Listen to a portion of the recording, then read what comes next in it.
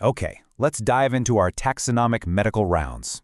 We'll be covering the microbiology of streptococci, staphylococci, and MRSA management, Clostridia and severe colitis, aerobic gram-negative bacilli, and finally, we'll wrap up with bacteroids and pathogen synergy. Starting right off with Section 1, the microbiology of streptococci. So streptococci are gram-positive bacteria, and they distinctly form chains. But what's absolutely crucial to understand about this group is how we organize them.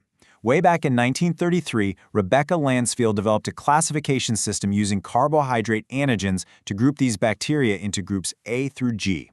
Now, you might be wondering if a system from the 1930s still holds up. Absolutely. This historical breakthrough remains entirely relevant to how we approach these pathogens clinically today. And this classification matters deeply in a clinical setting. Let's start with the beta-hemolytic group A, specifically Streptococcus pyogenes. This actually resides as a commensal in the pharynx of about 5 to 10% of the population. But make no mistake, it is highly pathogenic. It spreads rapidly to cause cellulitis and severe tissue destruction by releasing enzymes like streptolysin, streptokinase, and streptodornase. Now compare that severe tissue destruction to the gamma-hemolytic group D, or Streptococcus faecalis. This organism acts in synergy with others and is a major culprit in wound infections following bowel surgery. Meanwhile, rounding it out, the alpha-hemolytic Streptococcus viridans is notably not associated with wound infections at all. Fortunately, when it comes to clinical management, this group offers a relatively straightforward baseline of antibiotic sensitivity.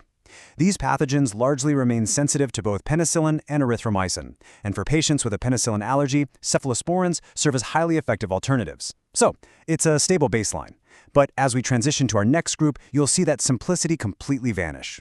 Which brings us to Section 2, Staphylococci and MRSA management. Before we even look at the pathology, I want you to consider this number. 15%. Up to 15% of the general population asymptomatically carries Staphylococcus aureus in their nasopharynx right now. It's kind of staggering when you think about the sheer damage this pathogen can do once it breaches the surgical barrier. Within the Staphylococcus family, we're looking at a really dangerous contrast. On one hand, we have Staphylococcus aureus. It's the most vital pathogen in this group, notorious for causing suppuration, pus formation in wounds and around implanted prostheses. And alarmingly, most hospital strains produce beta-lactamase, making them resistant to penicillin. We know this as MRSA. Now, on the other hand, we have Staphylococcus epidermidis, which is coagulase negative and actually used to be known as Staphylococcus albus. For a long time, it was dismissed as just a harmless skin commensal. But today, it's a severe threat in vascular and orthopedic prosthetic surgery. Why the shift? Well, because it forms these protective biofilms on prostheses that physically block antibiotic penetration, making it a massive menace for indwelling lines. Because MRSA is carried asymptomatically by both patients and hospital staff, managing it requires intense effort. This brings us to the search and destroy protocol, which is prominently used in Northern Europe. To manage and maintain a low MRSA prevalence, they proactively screen elective patients before admission and treat the carriers. Local policies further enforce rigorous swabbing, ward closures, strict isolation, and deep cleaning to ensure the environment is completely reset.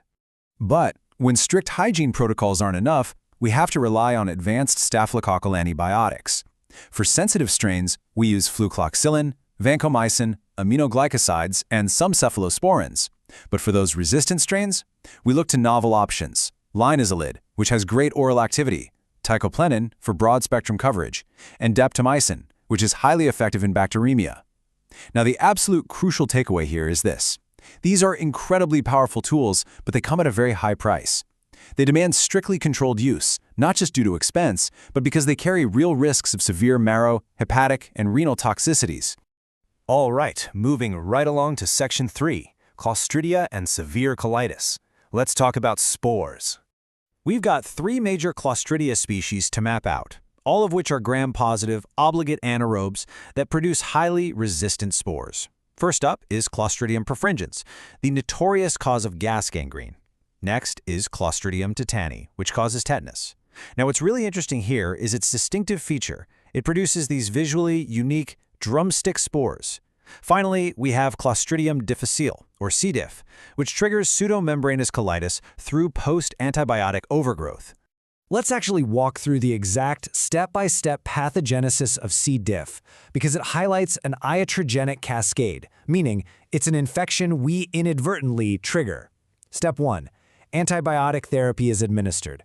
The highest risk comes from quinolones like ciprofloxacin, particularly in elderly or immunocompromised cohorts. Step 2, the therapy destroys the normal colonic bacterial flora. Step 3, with the competition completely wiped out, C. difficile overgrows to pathological levels. Step 4, this leads to the formation of a typical fibrinous exudate and pseudomembranous colitis. And finally, step 5, in its most severe form, leading to colonic perforation, this sequence mandates a high mortality emergency colectomy.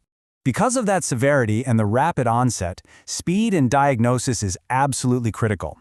This rapid diagnostic pathway takes less than 30 minutes. You obtain a feces sample, perform lateral flow immunochromatography, and look to detect either the C. diff glutamate dehydrogenase, the GDH antigen, or toxin A and B. And while you're awaiting these rapid results, empirical treatment is immediately initiated with either metronidazole or vancomycin. Shifting gears now to Section 4, aerobic gram-negative bacilli. Let's move to the timeline and see how this builds historically. In 1884, professor of pharmacology and medicine in Copenhagen, Hans Christian Joachim Gram, described the foundational bacterial staining method that we quite literally still use today. Just 2 years later, in 1886, Theodor Escherich discovered Bacterium coli commune, alongside Edwin Kleb's discoveries. Fast forward to the modern day, and these very same organisms have developed ESBL, extended spectrum beta-lactamases, which increasingly confer resistance to cephalosporins. It's a constant arms race. We classify these bacilli strictly by their lactose fermentation, which actually tells us a lot about their clinical impact. The lactose fermenting group includes Escherichia coli, which is a major cause of urinary tract infections, particularly those related to urinary catheterization. Klebsiella is also lactose fermenting and plays a big role in surgical site infection, or SSI, synergy. On the non-lactose fermenting side, we have Proteus, which acts similarly in SSI synergy, particularly following bowel operations like appendicitis, diverticulitis, or peritonitis. Also, right in the middle of this gram-negative discussion is Pseudomonas. This pathogen is dangerously opportunistic. It tends to colonize burns, tracheostomies, and the urinary tract. And once it establishes itself in wards or ICUs, it is extremely difficult to eradicate, requiring strict cross-infection surveillance.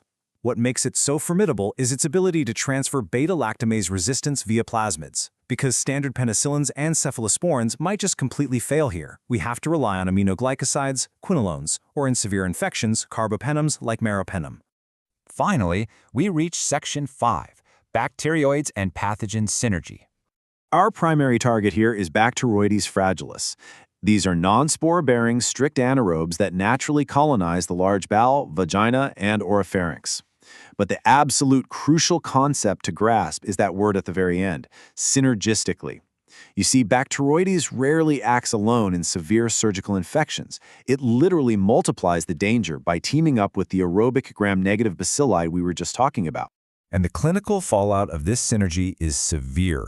Together, they cause highly complicated post-colorectal and gynecological surgical site infections, as well as deep intra-abdominal abscesses.